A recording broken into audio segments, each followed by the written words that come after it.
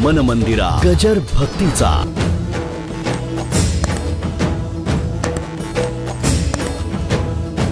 चांगली चांगली पोरं सुद्धा लग्न झाल्यानंतर एकदम मांजर होऊन जातात. वाघ हाव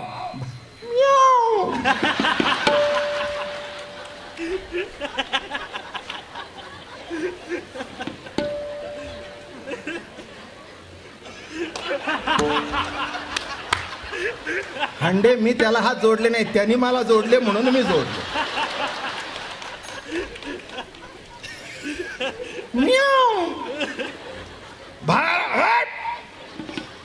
अरे वाघोबा घरी जा, इथे आलं की अवघड आहे.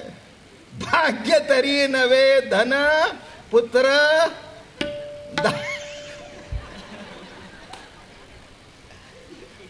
हंडे महाराज, एकदा लग्न झाल्यावर आयुष्यभर डोक्यावरचा हंडा खाली उतरत नाही.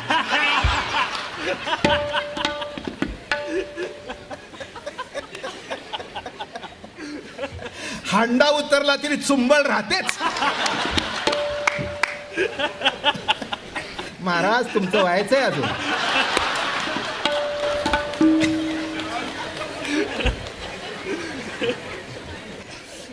डोक्यावरचा भार जर कमी वाटायचा असेल तर कसं पाहिजे माहितीये का? दुडीवर दुडी चाले मोकरी गुजरी. काय महाराज लिहितात, राम भिन्न भिन्न रूपामध्ये दिसतो, पण विठ्ठलाचं तुम्ही रूप बदलूच शकत नाही. हात जरा खाली करा. मग एकाने मला विचारलं, तुमच्या विठ्ठलाच्या रूपात का बदल का होत नाही? अरे म्हटलं, ज्याच्याने बदल होत असतो तो स्थिरच असावा लागतो. माझं बोलणं कळलं का? चाकं फिरतात पण आख फिरत नाही, आणि आख हलत नाही म्हणून चाकं फिरतात. तसं तो स्थिर आहे म्हणून जगत चालू आहे. हे नीट लक्षात घ्या.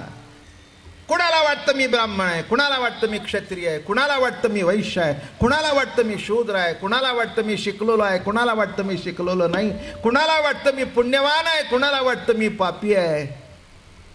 नाही नाही, तू चिन्मय आहेस. चिन्मय हे तुझं स्वरूप आहे. देह प्रतितीकडून तू भिन्न असशील, नाही का? माणसाचं स्वरूप एक आहे आणि रूप भिन्न आहे, पण स्वरूप एक आहे. रूपामध्ये भिन्नत्व आहे. अहो, देवाच्या अवतारामध्ये सुद्धा भिन्नत्व आहे. मत्स्य, कूर्म, वराह, नरसिंह, परशुराम, राम, कृष्ण, दत्त, गणपती, नाही का, मारुती, कितीतरी देवाची रूप आहेत. हे सगळे देवच आहेत. पण लक्षात ठेवा, रूपामध्ये फरक करता येतो. बसलेला गणपती, उभा गणपती, नाचणारा गणपती, बरोबर आहे ना? करता येतो की नाही फरक? नाही का? कृष्ण सुद्धा राधेच्या खांद्यावर हात ठेवलेला, रांगताना कृष्ण, लोणी चोरताना कृष्ण, राम सिंहासन अधिष्ठित राम, वल्कलधारी राम, जानकी जीवन राम. फरक करता येतात. पण एक गंमत मला तुम्हाला सांगायची आहे. सगळ्याच्या रूपात फरक करता येतो, पण ज्याच्या रूपात फरक करता येत नाही तो विठ्ठल. याच्याबद्दल कधी विचार केलाय तुम्ही? तुम्ही विठ्ठलाला फरक करून बघा. इथला आहे तो खाली घ्या, ते म्हणेल विष्णूची मूर्ती आहे का? आश्चर्य आहे जगातलं. बघा, कृष्णाच्या मूर्ती कशाही करता येतात. येतात ना? राधा कृष्ण येतात. रांगतो रंगुणी. कितीतरी घरामध्ये तो कृष्णाचा असा लोणी खाणारा फोटो आपल्याला दिसतो, बरोबर आहे? दिसतो. राधा कृष्ण दिसतो. यमुनेच्या काठी गाईला टेकून उभा राहिलेला कृष्ण दिसतो. म्हणून आमचा पांडुरंगाचं जे शेवटचं रूप धरलंय, राम कृष्ण हरी, म्हणून आपण जो अभंग म्हणतो, कृष्णमूर्ती होय गे कळो आली सोय गे. श्री गुरुनी अंजन घालावंच लागतं. अंजन घातली की काय होतं एक सांगतो, जगत पालटत नसतं, दृष्टी पालटलं की जग पालटतं. जग असतं तसंच असतं. काय म्हटलं मी? जग आहे तसंच आहे. पालट व्हायचं तुमच्या दृष्टीमध्ये. दृष्टी पालटली की सृष्टी पालटली. नाही का? सृष्टी पालटत नाही, पण दृष्टी आली की सृष्टी पालटली. अरे आम्हाला माहित नव्हतं, आम्ही एवढे दिवस बघत होतो ते निराळ्या दृष्टीने. बरोबर आहे ना, कावीळ झाली होती ना. काय एक लक्षात ठेवा, गंमत म्हणून सांगतो. एक 60-70 वर्षापूर्वी वारकरी संप्रदायाकडे बघण्याची दृष्टी आणि आजची दृष्टी निघाला का?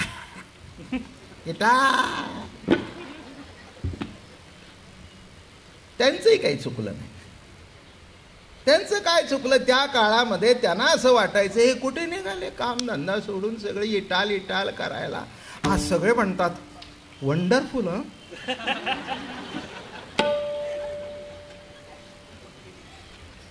म्हणजे इतके वर्ष तुम्ही फुल होतात, आता इथलं वंडर कळल्यानंतर तू म्हणू लागला ओ वंडरफुल. खरंच आहे, वंडर आहे. हा वंडर आहे. लाखो माणसं एकाचा ध्यास घेऊन ऊन बघत नाहीत, पाऊस बघत नाहीत. काय वेडे लागले काय? पांडुरंगाचा वेध लागल्या कारणाने सगळे निघालेत पळतायत. लक्षात ठेवा, बायकोचा वेध सगळ्यालाच आहे, नवऱ्याचा वेध सगळ्यालाच आहे, पोराबाळाचा सगळ्यालाच वेध आहे, पण ज्याला पांडुरंगाचा वेध लागेल त्यालाच भाग्यवंत म्हणावं. भाग्य तरी नव्हे धन पुत्र दारा. हो, ही सगळी भाग्य लौकिक दृष्टिकोनातून आहेत. पैसा घरात आल्यावर बरा वाटतो, पण त्याच्याकरता तर भाऊ एकमेकाचं तोंड बघत नाहीत, तेव्हा कळतं भाग्य का भाग्य. जेव्हा पैसा करताच चाकू दाखवला जातो, काय टीव्हीला दाखवलं जातंय? एका पोराचा खून केला एका कुटी करता. भाग्य म्हणावं का? भाग्य तरी नव्हे धन. गरज आहे योग्य विनियोग झाला आणि योग्य मार्गाने वाटचाल केली तर ते भाग्य आहे, नाही तर त्याच्या इतका भाग्य नव्हे. भाग्य तरी नव्हे धन पुत्र. अरे बापरे, अवघड आहे नाही. चांगला निघाला तर बरं, नाही तर वाईट निघाला तर त्याच्या इतकं दुःख दुसरं नाही. लोकाला सांगता येत नाही आणि आपल्याला झाल्याशिवाय राहत नाही. इतकं सोपं नाही. पुत्र नाही का, पुणेकरांनी ऐकलं असेल की माझी कोटी. जेव्हा होत नाही तेव्हा खोडा, झाल्यावर पेढा आणि बायकोला घेऊन सवता निघाल्यानंतर जोडा.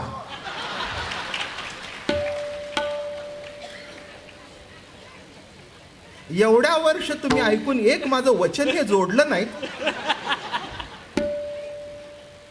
काय किती अवघड आहे. ठीक आहे, धन पुत्र दारा.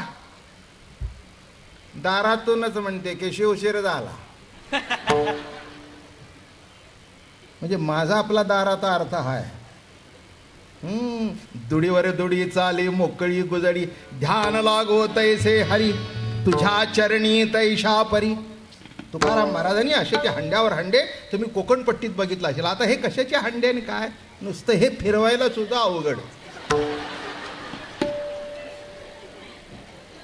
इकडच्या बायकांना सगळ्या विचारत, त्या कोणी सकाळी 5 वाजता ना आमच्या त्यांना सांगितलंय ते फिरवतात. बरं, ते फिरवतात नाही, तू फिरवते तसे ते फिरतात.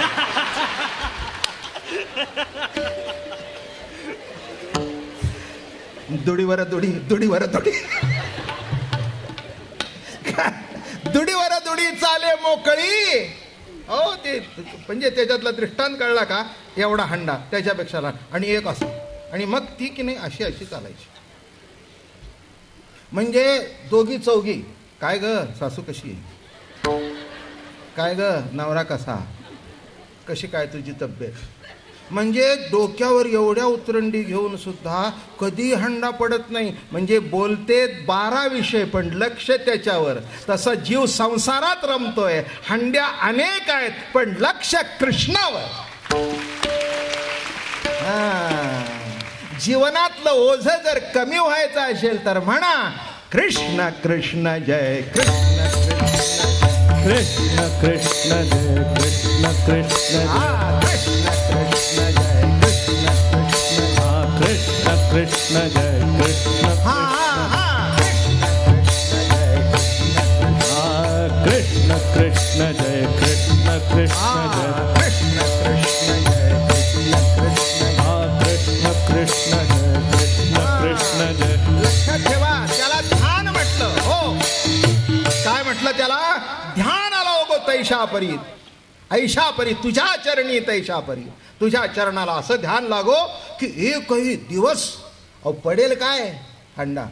सासूच्याचा मार खायचाय का? पूर्वीच्या सासवा अहो ते काय तुम्हाला आता सुद्धा आहेत, घराघरात आहेत. मन मंदिरा गजर भक्तीचा.